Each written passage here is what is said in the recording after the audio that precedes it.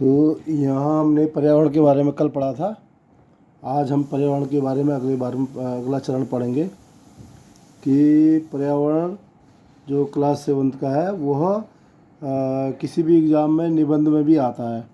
तो लंबी छुट्टियों के बाद जो रवि स्कूल जा रहा था तो उसने देखा कि उसके पास की जो मैदान है वह खेल का मैदान हटाकर अब वहाँ पर कई स्टोरी जो है मल्टी स्टोरी बिल्डिंग बन रही थी और वह एक प्रकार से परिवर्तन है। और ये परिवर्तन क्या है? हमारे पर्यावरण के प्रति परिवर्तन है। तो इस परिवर्तन से क्या क्या परिणाम होंगे, क्या रिजल्ट होंगे, यहाँ पर यह बताया जा रहा है। तो यह जो परिवर्तन है, यह जो रिजल्ट है, यह बताता है कि पर्यावरण के प्रति जो ह्यूमन का है, मानव का है, यह दखल है एक प्रकार से। जैसे अब वह जो भवन बन रहा है वह जो भवन बन रहा है, कोई जो मकान बन रहा है, रवि के खेलने का मैदान को हटाकर भवन बनाने का काम हो रहा है, वह इंसान की ज़रूरत को पूरा करने के लिए बन रहा है। तो अब वो ज़रूरत भी है, इसीलिए यहाँ कहा जा रहा है इस चैप्टर में आगे जाके कि पर्यावरण पर संतुलन की ज़रूरत है। इससे आगे कल जो हमने पढ़ा उसके बाद है पर्यावरण के घटक, यानी कि उसके क्या क्या हमारे सामने उसके प्रारूप है, रूप है। जैसे प्राकृतिक पर्यावरण में क्या हो गया? जलमंडल, वायुमंडल, स्थल मंडल और सजीव मंडल हो गया, जो जैव मंडल भी है। और जो मानव निर्मित है वो मकान हो गए, पार्क हो गए, पुल हो गए, सड़कें, उद्योग धंधे, स्मारक, ये सब हो गया। और इसके जो अगले घटक में है मानव, जैसे एक व्यक्ति हो गया, फिर उसका परिवार, फिर उसके समुदाय यानी कि समाज, उसके बाद उसका धर्म, शैक्षणिक, आर्थिक और राजनीतिक स्थिति, ये सब मिलके एक पर्यावरण के घटक के रूप में आ जाएंगे। जब हम निबंध लिखेंगे, ज्योग्राफी का एक अच्छा वो है कि बड़े एग्जामों में, चाहे IAS हो, PCS हो या और भी एग्जामिनेशन हो, चाहे ऑब्जेक्टिव हो चाहे वो हो, अब तो आने वाले समय में ऑब्जेक्टिव क्वेश्चन भी पूछने के इंटर और हाई स्कूल में बता रहे हैं, इस तरह का प्रारूप होगा परीक्षा के। इस हिसाब से ज्योग्राफी में हम देखेंगे कि हम जब सीखेंगे इसको तो इससे निबंध बनाने के बारे में भी हम सोचेंगे कि हम निबंध कैसे करें, लिखा जाए। तो प्राकृतिक पर्यावरण में जो है कभी कभी उसे नष्ट भी कर देते हैं। अब देखो, पर्यावरण को जब बदलते हैं कभी कभी वो नष्ट हो जाता है। ये कैसे होता है अब आगे पढ़ेंगे। इसमें एक है जीव और एक अजीव, लिविंग और नॉन लिविंग। जीव में तो आ गया प्लांट और एनिमल, यानी कि पौधे और जंतु, और निर्जीव में जो है निर्जीव स्थल, जैसे पहाड़, मैदान, मिट्टी। तो ये पर्यावरण जो है मानव निर्मित और स्वयं प्रकृति द्वारा निर्मित है। जैसे नदी, पहाड़, वो स्वयं निर्मित है, और मानव निर्मित किया हुआ मकान, पुल, स्ट्रक्चर जो है ये है। और प्राकृतिक पर्यावरण, भूमि, जल, वायु, पेड़ पौधे मिलकर प्राकृतिक पर्यावरण बनाते हैं। स्थल मंडल, जल मंडल, 4 प्रकार के मंडल है: स्थल मंडल, जल मंडल, वायुमंडल और जैव मंडल। और पृथ्वी की जो ऊपरी परत है, वो स्थल मतलब ज़मीन वाली चीज़ें, वो सब जैसे खनिज है, चट्टान है, मिट्टी है, ये सब इस स्थल मंडल में आ जाएंगे। और जल मंडल में क्या होगा? जल से संबंधित, जैसे महासागर, समुद्र, पानी, तालाब, ये सब जल मंडल में आ जाएगा, क्योंकि वहाँ पर भी क्या है, चीज़ें जीवित प्राणी है, वहाँ पर भी मछली है और भी कई, कछुआ वहाँ पर मिल जाएंगे। और जल मंडल जो है के पश्चात अगला आएगा वायुमंडल जो हमारे पृथ्वी से ऊपर की चीज़ें। जैसे हम सोचेंगे, हम ये कहें कि जो गुरुत्वाकर्षण बल है वह उस वायु को अपनी तरफ बनाए रखती है, अपने बल से खींचे रखती है। और जो वायुमंडल में एक वायु की परत होती है, वो सूर्य से आने वाली जो किरणें हैं, उन जो हानिकारक किरणें हैं, उससे भी मानव को रक्षा करती है। अब पर्यावरण है क्या? पर्यावरण शब्द जो आया है वह फ्रांस की भाषा से आया है। इसका मतलब है एनवायरोनेर, ये शब्द है फ्रांस का, और उसका अर्थ है पड़ोस। पड़ोस मतलब जो कुछ भी हमारे आगे दिखाई देता है वो सब पर्यावरण है। अपने आसपास की चीज़ों को की एक सूची बनाइए। यह जो कहा जा रहा है इस किताब में कि यह सीखें, तो निश्चित रूप से इसका पालन करना चाहिए। इससे जो है उस विषय के प्रति हमारी दायरे और हमारी सोच और समझ बढ़ती है। तो हमारी लिस्ट बना सकते हैं, पड़ोस में क्या क्या दिखाई दे रहा है। पेड़ है, पौधे हैं, मकान है, खेल के मैदान है, स्टेडियम है, और दैनिक जीवन में हम पानी का जब यूज करते हैं तो पानी को फालतू बहते हुए कब देखा? सपोज आप कहेंगे कि एक बार मैं रोड में जा रहा था तो बगल में जो है एक नल खुला हुआ देखा। इस तरह से कोई भी एग्जाम्पल हो सकता है, उसको हमें बंद करना चाहिए, क्योंकि जल ही जीवन का आधार है, ये समझना चाहिए। हमें अपनी जिम्मेदारी निभानी चाहिए। अब स्कूल जब जाएं तो कह रहे हैं कि स्कूल जब जाएं तो मौसम को देखें कि वर्षा हो रही है, कि आसमान में बादल है, या तेज़ धूप है, या कोहरा लगा हुआ है। ये विभिन्न प्रकार के पूरे वर्ष भर के मौसम के बारे में कहा गया है। अब कई प्रकार की गैस, धूल के कारण वाष्प वायुमंडल में उपस्थित रहती है। पादप एवं जीव जंतु मिलकर जैवमंडल बनाती है, इस संसार का निर्माण करती है। पादप मतलब पौधे और जीव मतलब जीव जंतु, चाहे वो कितने छोटे कीटाणु और जीवाणु से लेकर बड़े जानवर जैसे हाथी तक है, और यह उसमें आएंगे। अब है पारितंत्र। पारी मतलब चारों ओर, तंत्र मतलब सिस्टम। एक सिस्टम क्या है? अब यहाँ पर दे रखा है रवि की कक्षा में वो कह रहा है कि केरल में जो है मूसलाधार बारिश होती है और नारियल की बागान होते हैं और हरे भरे खेत होते हैं। और वहीं कह रहे हैं जैसलमेर में हमारे यहाँ बारिश नहीं होती है, राजस्थान में वहाँ कीकर रेत मिलता है और ऊँट भी मिलती है, चूँकि उस जगह में जो सूटेबल है ऊँट ही मिल सकता है और उसके वहाँ रहने लायक उसके लिए परितंत्र है, और वह अपने शरीर में पानी को स्टोर कर लेती है और वह कई समय तक, कई दिनों तक रेगिस्तान में चलती है। तो जो पर्यावरण के साथ अपने आप को डाल लेना, आगे जब पढ़ेंगे तो अब ये एवोल्यूशन एक चैप्टर है बायोलॉजी में है, तो किस तरह से हमारा जो विकास हुआ, जो जैवों का विकास हुआ, तो अपने आप को ढाल लेता है। तो यहाँ पर है पारितंत्र, जिसमें समस्त जीवधारी आपस में भौतिक चीज़ों के साथ अपने आप को तादाद में कर लेते हैं, स्थापित कर लेते हैं और एक प्रकार से ट्यूनिंग बना लेते हैं अपने आप जीने के लिए। तो हीरा ने तो कहा वहाँ तो ऊँट मिलेंगे और कीड़े भी देखने को मिलेंगे, सांप छिपकली ऐसी जगह में मिलते हैं। फिर उन्होंने कहा कि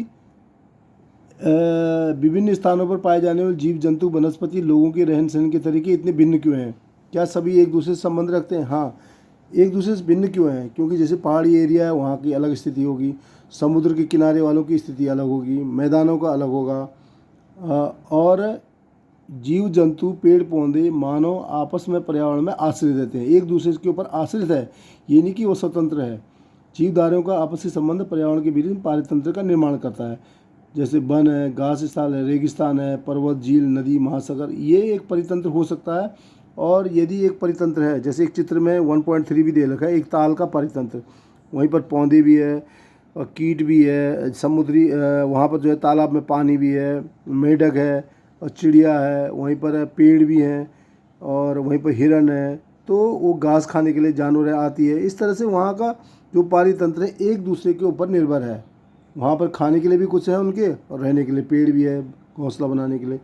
दूसरा हेडिंग है मानवीय पर्यावरण। तो मानव अपने पर्यावरण में पारस्परिक क्रिया करता है और अपनी आवश्यकता अनुसार परिवर्तन करता है। अब देखिए जो हम यहाँ पर कहा गया है कि मनुष्य पर्यावरण में परिवर्तन करता है, यह शब्द का मतलब है जो नेचुरल चीज़ें हैं, जैसे जो नेचुरल प्राकृतिक पर्यावरण है, नदी है, तालाब है, पर्वत है, इसके अलावा भी इंसान उसमें कुछ ना कुछ ऐसा करता है जिससे कि पर्यावरण में बदलाव होते हैं। कैसे होते हैं वो? जैसे मानव क्या करता है, फसल उगाता है, पशु पालता है, स्थायी जीवन जीना सीख लिया। स्थायी जीवन जीना सीख लिया का मतलब वहाँ पर मकान बनेंगे, बड़े बड़े बिल्डिंग बनेंगे, पक्के बनेंगे, और बिल्डिंग होगा तो इंसान रहेगा तो वहाँ पुल बनेगा, स्कूल, कॉलेज, स्टेडियम या सड़कें बनेंगी। तो निश्चित रूप से पर्यावरण में प्रेशर, दबाव पड़ेगा, कुछ वहाँ पर वन कटेगा और कुछ नदी नाले, इंडस्ट्री लगेगी, और वहाँ पर इंडस्ट्री लगेंगे तो कुछ पर्यावरण पर दुष्प्रभाव भी पड़ेंगे, जैसे केमिकल की फैक्ट्रियाँ हैं। तो ये सब होता है कि उस जगह के आसपास पर्यावरण पर असर पड़ता है। वस्तु विनिमय, जैसे वस्तु विनिमय पुराने समय पर वस्तुओं को देकर, वस्तु विनिमय वो विनिमय में वो पद्धति है जो एक वस्तु को देकर दूसरी वस्तु, जब पैसे का चलन नहीं था तब प्राचीन समय में वस्तु विनिमय हुआ करती थी। उसके बाद देखो अब आ गया औद्योगिक क्रांति। जब इंग्लैंड में औद्योगिक क्रांति हुई थी तो उसके बाद, उस क्रांति के बाद ये समझ लीजिए कि उस तब से लेकर आज तक परिवहन में तेज़ी आई, चीज़ों का निर्माण तेज़ी से हुआ और सस्ते दर पर वस्तुएं मिलने लगी। और सूचना क्रांति आज तो चल ही रहा है, मोबाइल है, नेट है, इंटरनेट है, ये सब माध्यम है। इनकी चीज़ों का जब निर्माण हुआ तो निश्चित रूप से पर्यावरण पर असर पड़ा इसका। क्या आप जानते हैं कि गर्मी में देखो, अब दूसरी तरफ हमारा गर्मी में रसीला तरबूज और जाड़ों में या सर्दियों में मूंगफली खाना क्यों पसंद करते हैं? हमारा शरीर प्रकृति के साथ एक तादाद में या एक ट्यूनिंग बना लेता है। प्राकृतिक एवं मानवीय पर्यावरण के बीच में संतुलन होना आवश्यक है। अब देखिए यहाँ पर क्या कह रहे हैं, ये शब्द देखो कितना महत्वपूर्ण शब्द है कि प्राकृतिक पर्यावरण और मानव पर्यावरण के बीच में संतुलन होना आवश्यक है। यदि संतुलन नहीं हुआ तो इसके क्या है, इसके दुष्प्रभाव होंगे। तूफान आएगा, सूखा पड़ेगा, और जैसे सुनामी आपने सुना होगा वह भी होगा, भूकंप जैसे है। तो इस तरह की घटनाएं होंगी। मानव को पर्यावरण के साथ समरसता से उसका उपयोग करना सीखना चाहिए। अब देखो यहाँ पर क्या हुआ, एक तो ये कहा कि संतुलन होना आवश्यक है, दूसरा सीखना चाहिए हमें कैसे इस तरह से रहना है प्रकृति के साथ कि प्रकृति को नुकसान ना हो। अब रवि की कक्षा में मिजोरम की एक लड़की है नूरी, उसने कहा कि वह हरियाली के बारे में बात करती है और खेल का मैदान नष्ट होने के कारण रवि उदास हो गया। निश्चित होना ही था, बच्चों के मन में उदासी आएगी जब खेल का मैदान, क्योंकि वही उनके छुट्टियों के दिन वो मनोरंजन करते हैं, अपना एक्सरसाइज करते हैं।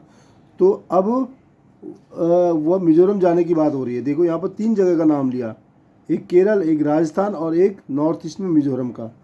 तो हम मानचित्र बना के चलेंगे तो इससे हमें ये होगा कि कौन सी जगह कहाँ पर है ना, किस जैसलमेर किस जगह पर है, केरल किस जगह पर है, हमारी इंडिया की किस जगह पर है, और मिजोरम किस जगह पर। मैप भी हमें अवश्य बनाना चाहिए, हालांकि इसमें थोड़ी कठिनाई होगी, लेकिन शुरू करेंगे तो वह हमें आएगा।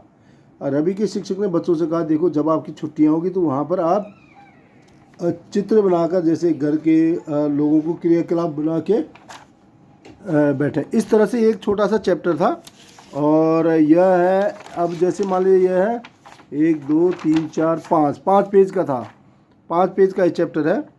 और जैसे मैंने 6 और 7 का ज्योग्राफी पढ़ना शुरू किया, और 6 और 7 का जब ज्योग्राफी मैंने पढ़ना शुरू किया तो कक्षा 6 में तो जो चैप्टर थे वो इस प्रकार के हैं। 8 चैप्टर है, इसमें लगभग 66 पेज है।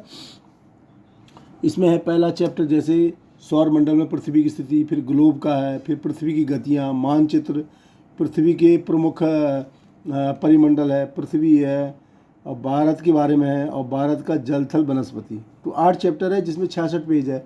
ऐसे कक्षा 7 में पर्यावरण, पृथ्वी के अंदर क्या चीज़ें हैं, पृथ्वी का बदलाव, पृथ्वी में बदलाव किस प्रकार के होते हैं, वायु जल जीव के बारे में, मानवीय पर्यावरण के बारे में, और रेगिस्तान के बारे में 7th में। तो इसमें भी 8 चैप्टर है, 72 पेज है। तो इस तरह से जब हम कोई चीज़ मिला के पढ़ेंगे कि तो एक जानकारी, बेसिक जानकारी हमारे दिमाग में हो जाती है।